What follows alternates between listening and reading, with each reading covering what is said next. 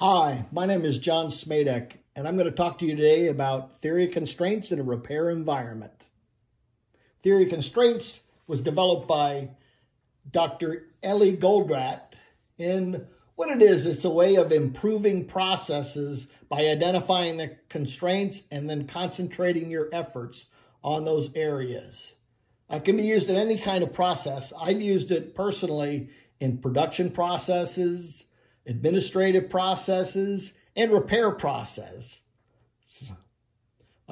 It was made popular in the book called The Goal, which runs through the process of theory constraints in a novel type format. It basically tells you a story, and it's a great way to learn this process. Keeps it very interesting, and it keeps it from being dry, like many textbooks are. The 5 steps, and I'll do these just quickly right now, just to remind anybody who's been through this information before, just to re-engage your brain on the steps and theories of constraints, and just to highlight them for those who have never been through this before. And we'll go into detail later. Identify the constraint, exploit the constraint,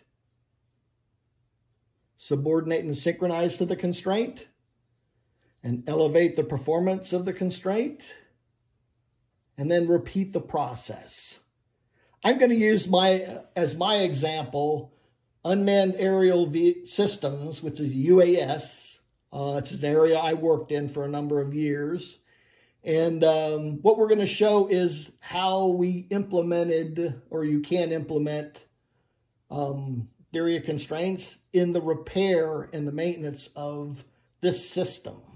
And a UAS is composed of an aircraft, a ground control system, and a number of spare parts. And these spare parts are owned by the customer, and they use them to, when a part breaks on the system, they replace it with parts out of their spare parts bin.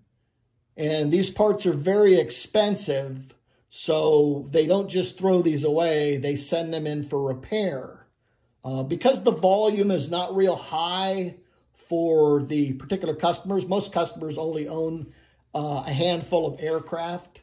There's no point in them having repair facilities at their bases.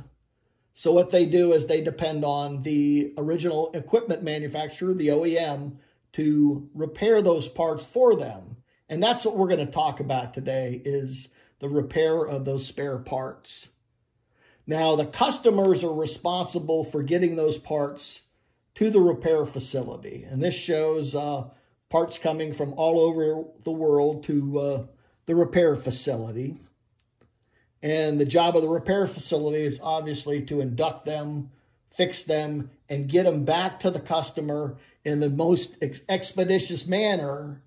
And most of the customers want their parts back, that particular serial number, not just that part number, but that particular serial number. And there's a lot of reasons I won't go into as to why they need their serial numbers back. But just take it on fact that they need their serial number back.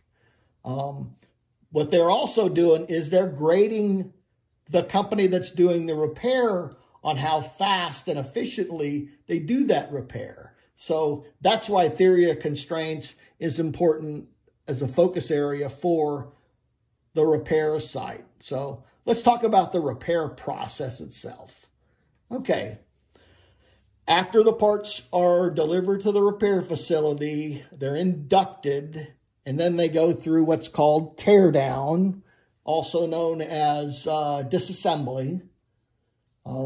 Then the parts are cleaned, get all the gunk off of them, because most of these are flown in some pretty remote areas, and they come in pretty filthy. And then they're evaluated. What we do is we have engineers that take a look at the part. They look inside of it. They look for any damage, obvious damage, any particular wear. Then they want to make sure they understand what needs to happen to the part when it goes through the repair. Then the part, once they evaluate that, they'll turn that information over to Material control, they'll do the kitting for the part. And once we get 100% kit, we'll induct it into the repair. We'll deliver it to the repair shop. And they'll do the repair and assembly. And once it's assembled, they'll do the testing on it. And then it'll go through inspection. And then it'll go delivered back to the customer. And the customer will ship it back to their location where they need the parts back on the shelf. Anyway, so as you can see, they need that, and I'll reiterate on this, they need this process here as efficient as possible so they can minimize the amount of spare parts they need and to keep their aircraft flying, because most of these customers want their aircraft flying, some of them 24 hours a day. So we've got to take that into account. And again, the company's being graded both on the quality of the parts and how efficiently they're getting them back to the customer. So the first thing you're going to want to do if you want to do a process improvement on this process is you want to do a value stream map. And these can be done a number of different ways. You can either use ERP data and pull your data of how long parts are in and waiting for repair in those different work centers. Or you can actually go out there and physically measure it. We've done that a number of times in the areas where we didn't have ERP data. You actually physically go out there and you measure. You take a look at what parts are there, how long they've been there, and how long it's taken them to get out. So with that data, you develop the value stream map. And there I've got some value stream map data. And again, that's queue time and processing time, because what we're trying to do is make this process more efficient. So what you'll do is, in the first step of theory of constraints, is you'll identify the constraint. And here, it's the one with the longest time in cycles. You see that's 20 days versus the rest of them. So there's your first constraint to work on. The next thing you'll want to do is some Kaizen events to exploit that constraint. What you want to do is try to see what's going on in that process. You have get some teams together and do some lean events and see what's going on and improve that process as much as you can. You're also the next thing you're going to want to do, second step, is subordinate and synchronize the supporting work centers and steps in the process to ensure that they understand that this is the constraint and this is what everybody's focused on making better, and making sure that we've got a good flow of material going that way so we can keep this area working.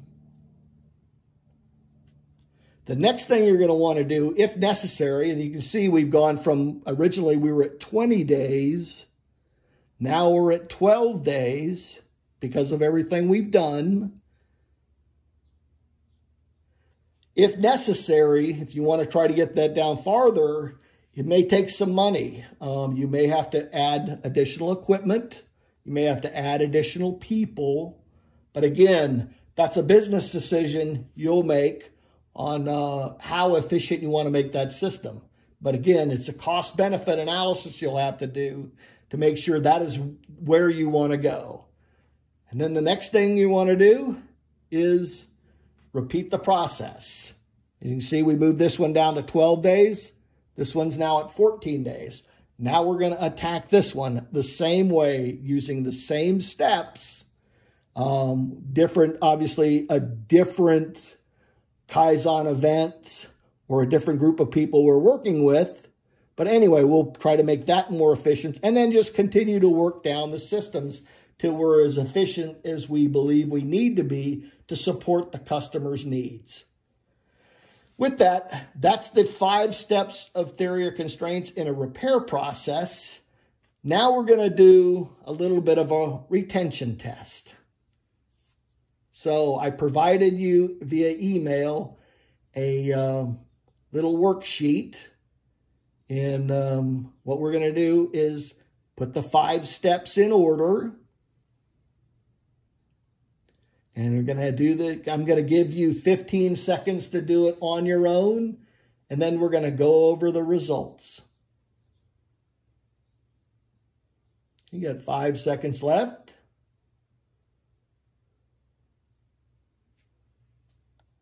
All right.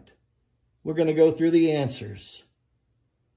5 steps are: identify the constraint, exploit the constraint, subordinate and synchronize to the constraint, elevate the performance of the constraint, and then repeat the process. I want to thank you very much for listening. I really appreciate it. Any questions you have, please reach out to me. Thank you.